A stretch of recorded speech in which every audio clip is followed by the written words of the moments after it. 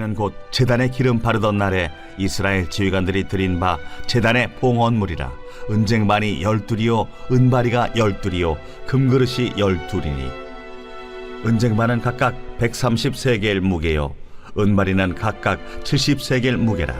성소의 세겔로 모든 기구의 은이 모두 2400세겔이요 또 향을 채운 금그릇이 12이니 성소의 세겔로 각각 10세겔 무게라. 그 그릇의 금이 모두 120세겔이요 또 번제물로 수송아지가 12마리요 순양이 12마리요 1년 된 어린 순양이 12마리요 그 소제물이며 속죄제물로 순염소가 12마리이며 화목제물로 수소가 24마리요 순양이 60마리요 순염소가 60마리요 1년 된 어린 순양이 60마리라. 이는 제단에 기름 바른 후에 드린 바 제단의 봉헌물이었더라. 모세가 회막에 들어가서 여호와께 말하려 할 때에 증거궤 위 속죄소 위의 두 그룹 사이에서 자기에게 말씀하시는 목소리를 들었으니 여호와께서 그에게 말씀하심이었더라. 할렐루야. 말씀으로 시작하는 오늘 하루에 하나님의 크신 사랑과 은혜가 풍성하고 또 충만하시기를 축복합니다. 민수기 7장은 성경에서 가장 긴 장 중에 하나입니다. 그 이유는 12지파의 지도자들이 각각 동일한 예물을 드렸음에도 불구하고 그 모든 내용을 반복해서 상세하게 기록했기 때문입니다. 유다 지파의 나손부터 시작해서 납달리 지파의 아히라까지 각 지파가 동일한 헌물을 하나님께 올려드렸습니다. 하나님께서는 간단하게 요약할 수도 있었을 법한 이 내용을 생략치 않으시고 하나하나 기록하게 하셨습니다. 왜 그랬을까요? 그것은 하나님께서 각 지파의 헌신을 귀하게 여기시고 또 공동체 전체의 순종을 중요하게 여기신다는 메시지를 우리에게 전하고 계신 것입니다. 그리고 나서 오늘 함께 읽은 84절부터 89절의 말씀이 이어지는데요. 여기서 앞선 모든 헌물의 총합을 기록하고 그 후에 하나님께서 모세에게 말씀하시는 장면이 이어지고 있습니다. 이 역시 마찬가지로 단순히 숫자의 총합을 기록하는 그 수준을 넘어서 순종과 헌신의 총합 그 위에 임재하시는 하나님의 모습을 보여주고 있는 참 감동적이고 은혜로운 본문입니다. 우리 84절의 말씀을 함께 봉독해 보겠습니다. 이는 곧 제단에 기름 바르던 날에 이스라엘 지휘관들이 드린 바 제단의 봉헌물이라. 은쟁반이 12이요 은마리가 12이요 금그릇이 12이니. 앞서 말씀드린 대로 이 말씀은 12지파가 하나님께 드린 헌물을 정리하면서 전체의 집계를 보여주고 있는 구절입니다. 본문은 헌신의 반복을 단순히 끝맺기 위해서 정리하는 것이 아니라 그 모든 것이 하나의 완성된 제사로서 하나님께 드려졌음을 선포하고 있습니다. 여기서 기름 바르던 날에라는 곳에 집중해 보시기 바랍니다. 이것은 제사장 직분과 제단이 거룩하게 구별된 사건을 의미하고 있습니다. 구약 성경에서 기름 부음이라는 것은 제사장, 왕, 또 선지자 같은 사람뿐만 아니라 기구나 성소의 기물에도 행해졌던 것입니다. 그리고 이것은 그 대상이 하나님의 목적을 위해서 구별되었음을 나타내는 상징적인 행위였습니다. 출애굽기 30장에서도 성막의 기구들, 번제단과 그 모든 기명, 물두멍 그리고 받침 등 모든 기구들에도 기름을 부어서 거룩하게 구별하라 이렇게 명령하고 있습니다. 이처럼 기름 부음이라는 것은 하나님의 임재와 하나님께서 사용하시는 것을 위해 준비된 상태, 그것을 의미합니다. 그러므로 이 본문에서 말하는 기름 바르던 날, 이것은 제사장과 성막이 거룩하게 구별되어서 하나님을 위한 일에 쓰임받는 날이자 이스라엘 공동체 전체가 예배의 공동체로서 새롭게 출발하는 시점이라는 것을 보여주고 있는 것입니다. 그래서 이날 드려진 예물들은 이제 단순한 헌물 드려진 것으로 끝나는 것이 아니라 하나님께 바쳐진 거룩한 제사의 한 요소가 되었다는 것을 의미합니다. 오늘날로 말하면 예배자인 우리 자신, 그리고 봉헌 시간에 드리는 헌금, 그 모두가 성령의 기름 부으심을 받아 하나님께 드려지는 하나의 예배가 완성된다는 것을 의미하는 것이죠. 우리 오늘의 말씀 85절과 86절의 말씀 봉독해 보도록 하겠습니다. 은쟁반은 각각 130세겔의 무기요 은바리는 각각 70세겔 무게라. 성소의 세겔로 모든 기구의 은이 모두 2400세겔이요 또 향을 채운 금그릇이 12이니 성소의 세겔로 각각 10세겔 무게라. 그 그릇의 금이 모두 120세겔이요. 이 숫자들은 모두 12의 배수입니다. 이스라엘의 12지파가 예외 없이 하나님 앞에 같은 예물로 참여했다는 의미이지요. 특별히 무게가 동일하다라는 점은 지파의 규모나 영향력이 하나님 앞에서는 결코 우열이 없다는 것을 보여주기도 하는 이야기입니다.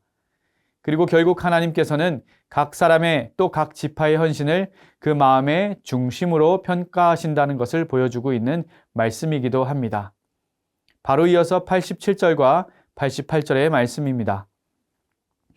또 번제물로 수송아지가 12마리요 순양이 12마리요 1년 된 어린 순양이 12마리요 그 소제물이며 속죄제물로 순염소가 12마리이며 화목제물로 숫소가 24마리요 순양이 60마리요 순염소가 60마리요 1년 된 어린 순양이 60마리라. 이는 제단에 기름 바른 후에 드린 바 제단의 봉헌물이었더라. 하나님께 온전히 올려드린 이 예배자로서의 또한 그리고 우리가 주님께 올려드린 예물이 어떻게 또 무엇을 위해서 쓰이는가를 말씀은 우리에게 알려주고 있습니다. 번제는 온전히 드리는 헌신을, 또 속죄제는 죄 사함과 회복을, 화목제는 하나님과의 친밀한 교제를 의미합니다. 공동체 전체가 이런 예배를 하나 되어서 드렸다라는 것은 전 민족적인 헌신과 경배를 뜻하는 것입니다. 예배는 하나님께 올려드리는 우리의 헌신의 표현입니다. 우리의 주인 되신 하나님께 영광을 올려드리는 것입니다. 그리고 그 헌신, 그 예배를 통해 우리는 죄 사함의 은혜를 얻고 하나님과의 관계가 회복이 됩니다. 그리고 거기서 한 걸음 더 나아가서 하나님과의 화목, 하나님과의 친밀한 교제의 자리까지 나아갈 수 있게 되는 것입니다. 사랑하는 여러분, 우리는 예배 공동체 안에서 어떤 부분에 마음과 힘을 집중하고 계십니까? 우리의 예배는 단편적인 헌금이나 그런 의무들이 아니라 진정한 관계적인 예배로 하나님 앞에 드려지고 있습니까? 이 시간 간절히 바라기는 우리가 드리는 예배라는 그 이름으로 분별하여 드리는 우리의 시간과 우리의 재물이 오늘 말씀과 같이 하나님께 기름 부음 받은 거룩하고 아름다운 예물이 될 수 있기를 주님 안에서 축복합니다. 우리 89절의 말씀을 함께 봉독하겠습니다. 모세가 회막에 들어가서 여호와께 말하려 할 때에 증거계 위 속죄소 위에 두 그룹 사이에서 자기에게 말씀하시는 목소리를 들었으니 여호와께서 그에게 말씀하심이었더라.